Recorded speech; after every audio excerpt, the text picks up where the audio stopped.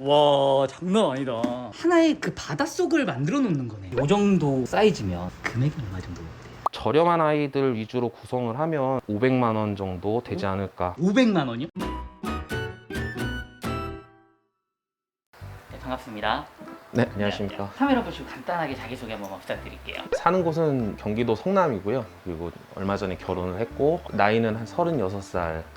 그럼 자, 오늘 저희가 보게 될 아이들이 네. 해수어라고 표현을 해야 되나요? 해수어를 포함한 산호어항. 주 목적은 산호인데 물고기도 많이 넣다 보니까 물고기도 엄청 많아졌는데 보통은 한 가지 타겟을 정해서 운영을 하시는 분들이 대부분입니다. 아, 그러면 한번 어항을 보면서 이야기를 한번 나눠보도록 하겠습니다.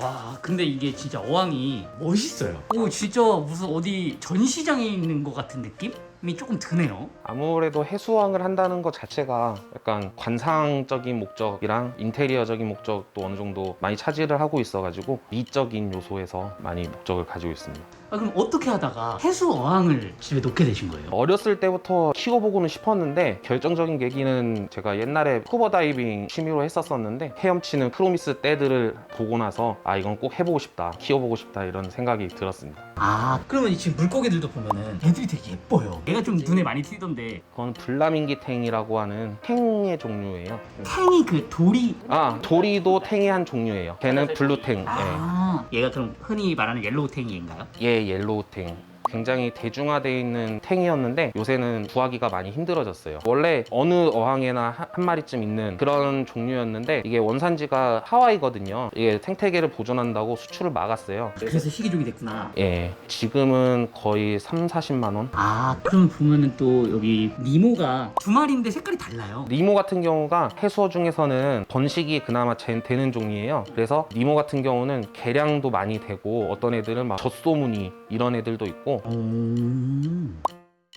근데 보면은 그냥 눈으로만 봐도 뭐가 막 많이 달려 있거든요. 아무래도 바다 시스템을 구현을 하는 거다 보니까 장비들이 많이 필요합니다. 필수적으로 필요한 장비들이 일단 대표적으로 이 산호들이 먹이를 섭취하기도 하지만 주로 광합성을 하기 때문에 조명 시스템이 일단 먼저 제일 필요하고요. 이 조명을 통해서 얘네들은 광합성을 해가지고 양분을 얻습니다. 조명이 없으면은 할 수가 없어요. 그러면은 이 조명은 꼭 이렇게 파란색으로 해놔야 되는 건가요? 이게 그 산호들이 좋아하는 파장이 있다고 해요. 산호들이 좋아하는 파장이 파랑색이라고 알려져 있습니다. 아, 그러면 이 안에 모터라고 해야 되나요? 이게 지금 보면 여기 한 4개 정도 달려 있어요. 바다는 담수랑 다르게 조류라는 개념이 있어요. 물 흐름이 이렇게 수류가 이렇게 있는데 그거를 이 어항에서 구현을 하기 위해서 수류 모터가 달려있는 겁니다. 아, 이런 애들을 보시면 저희 팔랑팔랑 거리잖아요. 네네네. 저런 게 촉수거든요. 네, 촉수로 플라크톤이나 아니면 유기염류를 먹고 그 영양분을 보충을 하는 건데 그래서 이 수류를 이렇게 원활히 보내줘야지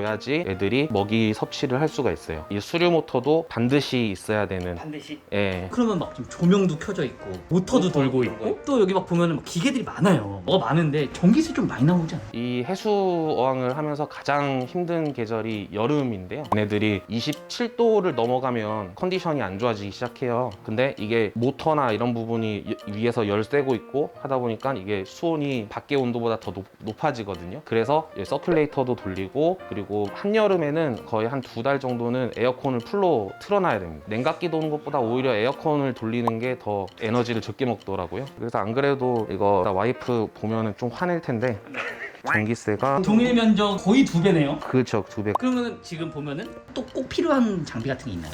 그런 게 굉장히 많은데 이게 밑에도 그냥 장식장이 아니고 이 장비들이 들어있는 장이거든요. 와, 뭐가 되게 복잡하네요. 일단은 이게 전체적인 시스템이 위에 있는 물이 밑으로 떨어지고 떨어진 만큼 그 펌프로 다시 올려보내 주거든요. 그래서 시간당 5바퀴에서 10바퀴 정도 회전을 합니다. 그래서 여기 밑에는 물을 정화하고 박테리아가 이렇게 염류를 분해하는 그런 장소인 거고 위에는 관상을 위한 산호나 물고기들이 생활하는 장소인 거고 아, 여기도 보면은 이 안에 막 뭐가 있어요. 여기는 해초거든요. 얘네들도 그 양분을 빨아들이거든요. 근데 유기염류를 얘네들이 빨아들이면서 관리를 하는 그런 목적으로. 오, 지금 막 이렇게 말씀을 하시는데 과학적인 용어나 이런 게 좀 많은 것 같아요. 아무래도 이 취미가 하다 보면은 그 전문적인 자료도 많이 나오더라고요. 그럼 이건 다 이끼나 이런 건가요? 이끼일 수도 있고 따개비 그런 생물들일 수도 있고 그런 것들이 살아요, 같이. 아, 그러니까 얘는 그냥 단순히 어항이 아니라 하나의 그 바닷속을 만들어 놓는 거네요. 그렇죠. 물고기들이 먹이 활동을 하고 똥을 싸면 박테리아들이 이거를 질산염이랑 인산염 형태로 분해를 합니다. 그러면 그거를 다시 산호가 먹고 자라는 야. 이런 시스템. 그러면 이 해수어들한테는 어떤 사료를 줘야 돼요? 해수어한테는 이런 시판된 먹이들이 나오고 있어요. 해수어 전용 먹이들. 그것도 자동화 시스템으로 해가지고 오, 이거 어떤 식으로 떨어지냐면 여기서 먹이가 떨어질 거예요. 이야. 그럼 이거는 이제 하루에 몇 번 정도? 많이 줄 때는 한 3-4번씩도 떨어뜨리게 하는데 지금은 좀 관리가 필요할 때라서 먹이량을 제한하고 있습니다. 관리해줄 게 굉장히 많은데 이 중에 뭐 한두 가지만 놓쳐도 죽거나 이럴 수가 있네요. 그렇죠. 어떤 애는 괜찮고 어떤 애는 안 좋고 죽고 이런 경우가 비일비재해가지고 초보자들이 키우기 쉬운 산호들이 또 따로 있어요. 초보자 때는 보통 이게 흐물흐물한 애들이 연산호라고 하거든요. 그런 것들은 상대적으로 난이도가 쉽다고 알려져 있고요. 이런 위에 있는 거는 경산호, 뼈대가 있는 산호들. 뼈대가 있으면 보통 어렵다고 알려져 있습니다. 키우기 쉬운 애들은 좀 저렴하고 키우기 어려워서 좀 난이도가 있는 애들은 그만큼 가격이 비싸겠네요. 네, 그렇죠. 잘 안 자라거나 또 잘 죽고 이런 애들은 더 비싸죠. 예컨대 이런 애들은 잘 자라고 잘 건강해서 그 개체가 많은 애들, 이런 애들은 이만한 거 구매하는데도 5만 원 이 정도면 구매를 할 수가 있어요. 그런데 얘는 PC 레인보우라고 하는 종류인데 빨갛고 잘 성장을 안 하고 사람들이 많이 원하는 이런 아이들은 20만 원 정도 더 비싼 가격이거든요.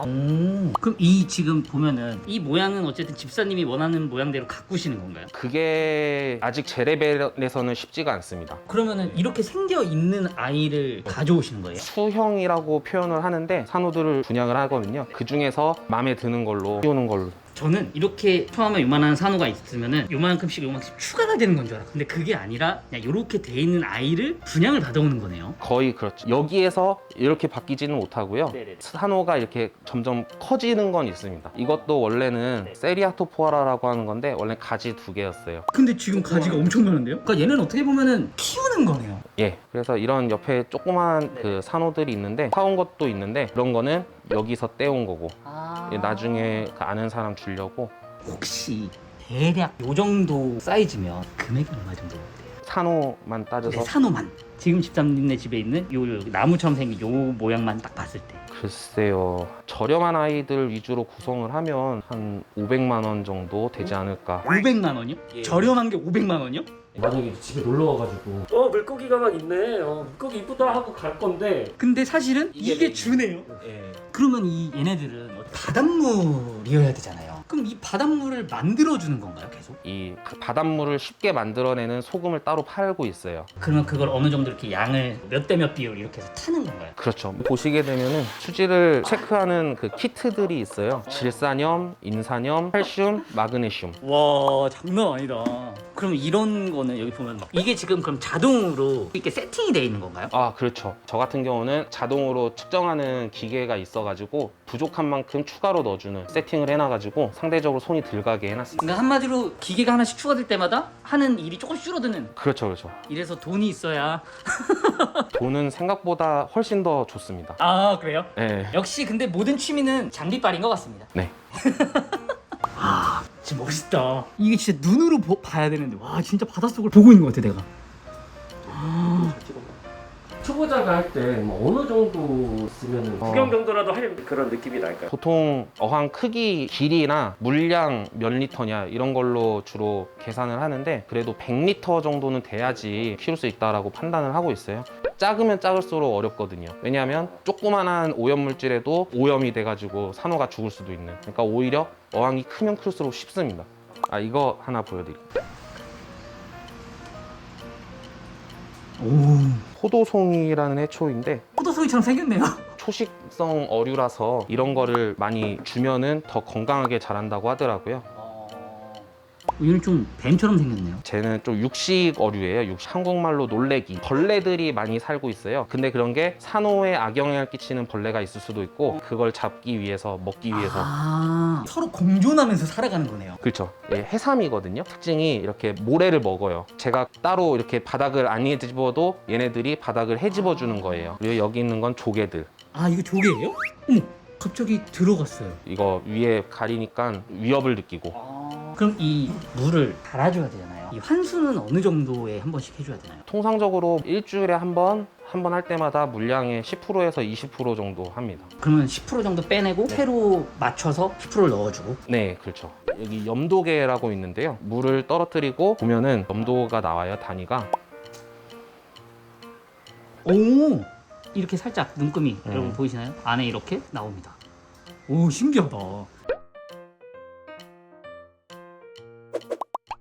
그러면 사실 이 해수어들은 교감할 수 있는 반려가족은 아니잖아요. 그래도 보면서 아 이런 건 진짜 좋더라 이런 거 혹시 있을까요? 이게 개체를 키우는 게 아니고 수질을 관리를 하는 거거든요. 생태계를 내 손으로 유지를 하고 있다라는 뿌듯함? 어떤 걸 개선해가지고 능력치가 올라가는 느낌? 내 스스로가 뭔가 계속 성장을 하네요. 예, 그렇죠. 그냥 관상용이나 예뻐서가 아니라 하나의 생태계를 내가 계속 유지를 해주고 있는 거잖아요. 네. 이야, 그럼 혹시 요거는 진짜 좀 좋은 팁이다 혹시 이런 거 있을까요? 경험을 통해서 말씀드리면은 투자할 수 있는 예산은 최대한 넉넉하게 잡아두고 그 내에서는 장비를 최대한 좋은 걸로 하라고 말씀드리고 싶어요. 좋은 장비들은 또 감가가 많이 덜해요. 사람들이 또 많이 원하기 때문에 좀 저렴한 장비로 시작했다가 갈아타게 되면은 결국 그것도 돈이고. 아 그렇죠. 어차피 시작할 거면 이왕 할 거면 처음부터 조금 좋은 놈으로 여러분 이왕 하실 거면 좋은 걸로 그쵸? 네. 네 알겠습니다. 자 오늘 이렇게 시간 내서 촬영해 주셔서 너무 감사하고 출연해 주셔서 너무 감사드립니다. 감사합니다. 네.